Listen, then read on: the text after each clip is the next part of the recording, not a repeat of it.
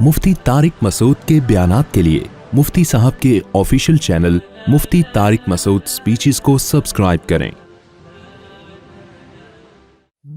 जो मैंने कुरान मजीद की आयत पढ़ी है, देखो अल्लाह ने हमें टाइम बहुत थोड़ा दिया है। ये जो जिंदगी हमें मिली है ये दोबारा कभी भी हमें नहीं मिलेगी, नामुमकिन। कमा यअसल कुफ्फारु मिन अस्हाबिल कुबूर, अल्लाह ने ये बयान किया कि काफिर भी इससे मायूस है कि कब्र में जाने के बाद ये वाली जो जिंदगी है, ये वाली हयात, इस दुनिया की जिंदगी हमें दोबारा मिल जाए, इसका कोई भी अक्लमंद आदमी इसका कायल नहीं है, नामुमकिन। आपको पता है कि जब टाइम कम होता है इंसान के पास तो मुकाबला हल्का होता है या सख्त होता है? बोलो भाई, एक ही चांस हो। अक्सर आप लोग मैच देखते हैं ना, तो लास्ट बॉल पे अगर बैट्समैन को 3 रन चाहिए या 4 रन चाहिए तो लोग एक्साइटेड होते हैं ना, जज्बाती, कि यार आखिरी बॉल रह गई है या आखिरी ओवर रह गया है और इतना स्कोर बनाना है। तो आपने कभी देखा कि वो बैट्समैन खड़ा होकर खुजाता रहे बैठ के, छोड़ो यार क्या गेंद आएगी, देखेंगे किधर को छक्का मारने लग गया, ठीक है, नहीं लगा तो भी ठीक है। कभी देखा आपने कोई ऐसा बैट्समैन? नहीं। कि वो चाय पीने में वो कह रहा है मैं जरा वॉशरूम में होके आ रहा हूँ, तुम लोग जरा संभालो पिच को। या कभी उसने ये किया हो कि यार कुर्सी लाओ, छोड़ो चौके छक्के क्या लगाना है यार। कैसा जज्बाती होता है ना वो, देख रहा होगा पूरी कौम उसकी तरफ और वो कौम की तरफ, और कभी उधर जायजा ले रहा होगा कि यार इसकी टांगों के बीच में से गेंद निकालनी है या उधर से मारनी है शॉट, क्या करनी है। मैं अनाड़ी हूं तो वो वाले को 1 रन बना के इधर ले आऊं, इस प्लानिंग में टाइम गुजारेगा ना। अच्छा आपने हाँ ना जी ये सब करना है, ऐसा ना खुद बन के बैठे रहे, ये नहीं चलेगा। बैट्समैन जिस कंडीशन में होता है, बॉलर जो बॉलिंग करा रहा है वो भी देख रहा है यार ये 6 बॉलें रह गई हैं और ये ऐसी बॉलिंग करानी है कि हड्डी पसली टूट जाए इसकी, बस रन ना बना सकेगी। क्यों? उनको पता है लास्ट ओवर की लास्ट बॉल है या लास्ट ओवर है, दोबारा ये इस सीरीज का ओवर हमें नहीं। हालांकि उनको दोबारा बार बार मैचेस खेलने का मौका दिया जाता है। मेरे भाई, हमें अल्लाह ने जो जिंदगी दी है ना, ये आखिरी ओवर है हमारा, पहला और आखिरी। इसके बाद हमें दोबारा जिंदगी नहीं मिलेगी। और जितनी गेंदें, जितनी बॉलिंग की अल्लाह ने हमें पिच पे खेलने की इजाजत दी है ना, जिसको मैं जिंदगी के सालों से ताबीर, वो साले नहीं जो ससुराल वाले साले होते हैं। जब भी साले बोलता हूँ तो मेरा दिमाग, क्योंकि मेरे होलसेल के हिसाब से साले हैं, आम लोगों के 2-3 होंगे, बाज ऐसे खुशकिस्मत साला फ्री है वो खुद साले हैं। अब बताओ जिसका साला ना हो वो तो खुद साला बन जाएगा ना। तो ये अल्लाह की तरफ से एक निजाम है। अल्लाह ने ना इंसान को टेंशनों में पैदा किए ताकि वो इंसान का बच्चा बन के जिंदगी गुजारे, इसलिए अल्लाह ने उसको साले भी दिए, ससुराल भी दिया और बहुत सारे रिश्ते दिए अल्लाह ने उसको। तो नबी सल्लल्लाहु अलैहि वसल्लम ने इरशाद फरमाया, बच्चा जब माँ के पेट में होता है तो फरिश्ता आके उसकी उम्र लिख देता है, ये कितने साल जिंदा रहेगा, कितने महीने, कितने दिन, कितने घंटे, कितने मिनट, कितने सेकंड। अब मैं और आप जितनी जिंदगी लेकर आए हैं, डेली बेसिस की बेस पर हमारी जिंदगी के ओवर रोजाना कम हो रहा है। हमने कोई 60 साल की लाइफ लेके आया, कोई 75 साल की। यहाँ गोरों की सेहतें अच्छी होती हैं, ये 80-90 निकाल देते हैं। अल्लाह ने पहले से लिखा हुआ होता है जो पेरिस में रहेगा वो 80 साल में भी रिटायर नहीं होगा। और हम लोगों के यहाँ 60 साल रिटायरमेंट की उम्र है। क्यों है वो आप जाने, उसकी बहुत बड़ा वजह ससुराल भी है। ससुराल जो है, दामाद داماد کو جلدی ریٹائرمنٹ کے قابل بنا دیتا ہے. تو جو جتنی عمر لے کر آیا ہے, جتنا ٹائم لے کر آیا ہے, سال ختم ہونے کے بعد اس کی زندگی کا ایک ایک اسٹیپ آہستہ آہستہ کم ہو رہا ہے. ہونا یہ چاہیے تھا جیسے جیسے زندگی کم ہو رہی ہے اس زندگی میں کچھ کرنے کا جذبہ بڑھتا چلا جائے, لیکن ہو کیا رہا ہے, جیسے جیسے زندگی کم ہو رہی ہے کچھ نہ کرنے کا شوق بڑھتا چلا جاتا ہے. آپ کہہ سکتے ہیں ہم تو بہت کچھ کر رہے ہیں یار, مفتی صاحب آپ کیسی باتیں کر رہے ہیں یار, ہم پیرس آ گئے انڈیا سے, پاکستان سے, دوسرے ملکوں سے, یہاں عرب لوگ بھی ہیں, موروکو سے آ گیا, تو آپ کہہ رہے ہو کہ کچھ کرنے کا جذبہ بڑھتا جائے, ہمیں تو بڑھ رہا ہے, کم تھوڑی ہو رہا ہے. دیکھو کرنے کا مطلب کیا ہے, کیا کرنا ہے, اخفل طریقے, جس کو پشتو میں کہتے ہیں نا اخفل طریقے سے کرنا, اس کرنے کو اللہ نہیں مانتا. یہ والا کرنا جس کو دولت کمانا, عزت کمانا کہتے ہیں, یہ فرعون نے ہم سے زیادہ کیا یہ کام. سمجھ میں آ رہی ہے بات کہ نہیں آ رہی ہے؟ آپ جتنی اسٹرگل کرو, آپ قانون سے زیادہ پیسہ نہیں کما سکتے. جتنی آپ اسٹرگل کرو, محنت کرو, آپ فرعون سے زیادہ عزت بول لیں نا نہیں کما سکتے. جب تک اس سمت میں محنت نہیں کریں گے جس سمت میں آپ کو اللہ کی کتاب گائیڈ نہیں کرتی, اس وقت تک الذین ضل سعیہم فی الحیات الدنیا وہم یحسبون انہم یحسنون صنعا. قرآن کہتا ہے دنیا میں بہت سے لوگ ایسے ہیں جن کا اپنے بارے میں یہ خیال ہے کہ بہت محنت کر رہے ہیں اور بڑے اچھے کام کر رہے ہیں, جبکہ ان کی محنت اور ان کے کام کا انجام زیرو ہے. اس کا رزلٹ کیا ہے؟ زیرو. تو ایسا نہ ہو کہ آپ کے کام کا اور آپ کی محنت کا رزلٹ کیا نکلنے والا ہو؟ زیرو. آپ کہہ سکتے ہیں یار مفتی صاحب عجیب بات کر رہے ہو یار, ہماری محنت کا انجام تو زیرو نہیں ہے. ہم پہلے پاکستان میں گولے گنڈے کی ریڑھی لگایا کرتے تھے, گول گپے بیچا کرتے تھے. یہاں جب سے ہم آئے ہیں تو اب دیکھو ہمارے پاس کتنا پیسہ ہے. اور قرآن کیا کہہ رہا ہے, بہت سے لوگ محنت کر رہے ہیں جو ہمارا بتایا ہوا طریقہ نہیں ہے, اس سے ہٹ کے محنت کر رہے ہیں. ان کی ساری محنت کیا ہو رہی ہے؟ ضائع. ضائع تو نہیں ہو رہی. سوال سمجھ میں آ رہا ہے کہ نہیں آ رہا؟ اچھا, آپ لوگوں کو سوال جواب کا موقع بھی دیا جائے گا.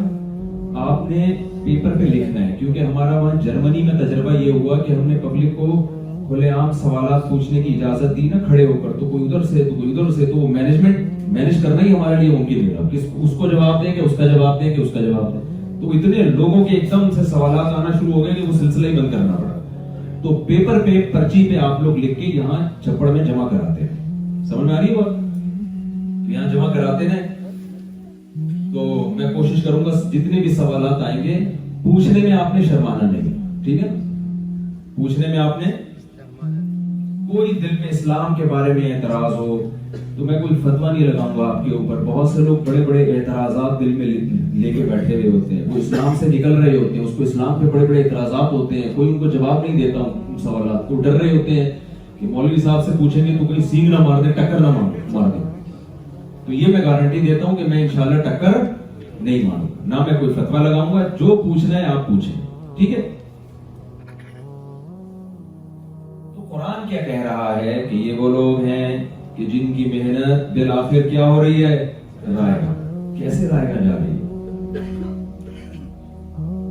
دیکھو, دو آدمی دوڑ لگا رہے ہو, ریسنگ کا مقابلہ ہو رہا ہے, لیکن دوڑنے کے بعد جہاں وہ آخری پوائنٹ ہے نا, جہاں جس لائن کو کراس کرنے پر ہم یہ کہیں گے کہ یہ جیت گیا, اس کے فوراً بعد ایک گہری کھائی ہے. اس کے فوراً بعد کیا ہے؟ بولو. آپ کو پتا ہے کہ جیسے ہی میں نے تیز اسپیڈ سے بھاگتے ہوئے اس لائن کو کراس کیا تو اگلا قدم میرا کہاں ہے؟ گہری کھائی۔ ہارنے والا بھی جب اس لائن کو کراس کرے گا اس کا اگلا قدم بھی کہاں ہے؟ اور وہ اتنی اسپیڈ سے لوگ وہاں آتے ہیں کہ بریکیں فیل ہو جاتی ہیں، ایک دم رکنا ممکن نہیں ہوتا۔ تو بتاؤ اس جیت کے مقابلے میں، اس ریسنگ کے مقابلے میں آنے کی کوئی کوشش کرے گا؟ کوئی کوشش کرے گا؟ انجام کیا ہے؟ کھائیے۔ یہ جو دنیا کی دوڑ ہے نا، پیسے میں آگے نکل جاؤں، عزت میں آگے نکل جاؤں، عیاشی میں آگے نکل جاؤں، اس کا انجام ہے موت۔ ہر چیز کا انجام کیا ہے؟ تو یہاں جیتنے والا بھی زیرو، ہارنے والا بھی بولو زیرو۔ لیکن اگر آپ کو یہ بتا دیا جائے کہ یہ جو گہری کھائی ہے جس میں آپ گریں گے، اس میں نیچے گرنے کی جگہ نہیں ہے، نیچے کوئی شخص گود میں لینے والا موجود ہے، تو آپ کوشش کرو گے یار مجھے ہار جیت کی فکر نہیں ہے، وہ جو مجھے کیچ کرنے والا آدمی ہے نا اس سے دوستی بنا کے رکھو، کیونکہ جانا کس کے پاس ہے؟ اس کے پاس جانا ہے۔ تھوڑی دیر کے لیے ڈیلی بیسس پہ 5 منٹ نکال کے یہ سوچا کریں، اصل میں دنیا میں رنگ رلیاں اتنی زیادہ ہیں کہ آج دنیا جتنا اپنی طرف کھینچ رہی ہے، اٹریکٹ کر رہی ہے، اس سے پہلے دنیا نے کبھی کسی کو اپنا ایسا عاشق نہیں بنایا۔ پہلے دنیا لوگوں کی معشوقہ بنتی تھی، لیکن وہ اتنے لپسٹک پاؤڈر لگا کے نہیں آتی تھی، عشق ہوتا تھا اعتدال سے۔ اب دنیا نے اتنے لپسٹک پاؤڈر اور ایسا فیشن اختیار کیا ہوا ہے کہ آدمی اس دنیا کی طرف نظر لگانے سے ایک پلک جھپکنے کے لیے بھی تیار نہیں ہے۔ اب دنیا کا فتنہ پہلے کے فتنے سے کئی گنا زیادہ ہے۔ ایسی معشوقہ سے دوستی لگانا جس کے بارے میں آپ کو پتا ہو کہ عین عالم شباب میں آپ کو تنہا چھوڑ کے چلی جائے گی، ایسی معشوقہ سے دوستی لگانا اچھا کام ہے یا برا کام ہے؟ میں اکثر اس کی مثالیں دیتا ہوں۔ اب یہاں کے اسٹیشن تو مجھے نہیں پتا تھا، میں تو پاکستان کے اسٹیشنوں کی مثال دیتا ہوں۔ آپ کراچی سے پشاور جا رہے ہیں، جس سیٹ پہ آپ بیٹھے سامنے کوئی محبوبہ بیٹھی ہوئی ہے جو کہاں جا رہی ہے؟ ملتان۔ آپ نے محبوبہ تو بعد میں بنی، ابھی بنی نہیں، ابھی بناؤں گا میں۔ آپ کہیں گے پہلے سے کہاں سے آ گئی؟ کوئی لڑکی بیٹھی ہوئی ہے یا کوئی دوست بیٹھا ہوا ہے، ایسے آپ اس پہ لٹو ہوئے، آپ کو پتا ہے کہ اس کا اسٹیشن ملتان ہے، میرا اسٹیشن پشاور ہے، ایسے لٹو ہو گئے آپ اس کے اوپر تھوڑی دیر میں، ایسی گپ شپ، ایسی محبت کہ جب وہ ملتان پہ اتر کے جا رہی ہے آپ کا کلیجہ پھٹ رہا ہے، آپ ہائے یہ کیا ہو رہا ہے، ہائے یہ کیا ہو رہا ہے، کیوں جا رہی ہے مجھے چھوڑ کر؟ تو لوگ کہیں گے تو بھی چلا جا یار اس کے ساتھ، جب اتنا تیرا دل خراب ہو رہا ہے تو بھی چلا جا۔ آپ جواب میں کہتے ہو بھائی میرا اسٹیشن پشاور ہے، میرے گھر والے وہاں ہیں، میری جاب وہاں ہے، بیوی بچے وہاں ہیں، میں کیسے چلا جاؤں؟ پھر لوگ کیا کہیں گے؟ پھر اس کو اپنے ساتھ لے جائیں، اگر میرے فلسفے پر عمل کریں گے تو لے جائیں گے، لیکن اگر اس فلسفے پر نہیں ہے تو آپ اس کو لے جا سکتے ہیں اپنے ساتھ۔ وہ کہے گی بھائی میرا گھر ملتان میں ہے، تو مجھے اپنے ساتھ پشاور کیوں لے کے جا رہا ہے؟ یہی کہے گی نا۔ تو ایسے موقع پہ لوگ کیا کہیں گے؟ بھائی جب تجھے پتا تھا کہ اس کا اسٹیشن الگ ہے، اس کا اسٹیشن الگ ہے، تو تو نے ایسی بہت جلد جدا ہونے والی سے دل کیوں لگایا؟ تجھے پتا تھا یار بیٹھا ہوں ٹرین میں، ٹائم پاس کرو، ہیلو ہائے کرو، کیا حال ہے بھائی، طبیعت ٹھیک، سب سیٹ، مارکیٹ میں سب صحیح چل رہے ہیں، عمران خان کی تقریر سنا دو، پھر جے وائی کی سنا دو، پھر تھوڑا تبصرہ نواز شریف پہ کر لو، اس کے علاوہ اس سے زیادہ آپ اپنے ہم سفر کو فری کرانے کی کوشش بولو نہیں کرتے۔ اللہ تعالیٰ نے ابراہیم علیہ السلام کا قرآن میں تذکرہ کیا کہ ابراہیم علیہ السلام نے ستارے کو دیکھا، قال ھذا ربی، فرمایا یہ میرا رب ہے، کیونکہ چمکدار ہے، رات کے وقت بڑا اٹریکٹیو ہوتا ہے، اس سے مجھے محبت کرنی چاہیے۔ فلما افلا، جب ستارہ غائب ہو گیا، قال لا احب الآفلین، فرمایا میں فنا ہونے والی چیزوں سے محبت نہیں کرتا، محبت اس سے کی جاتی ہے جو کبھی بھی فنا نہیں ہوتی۔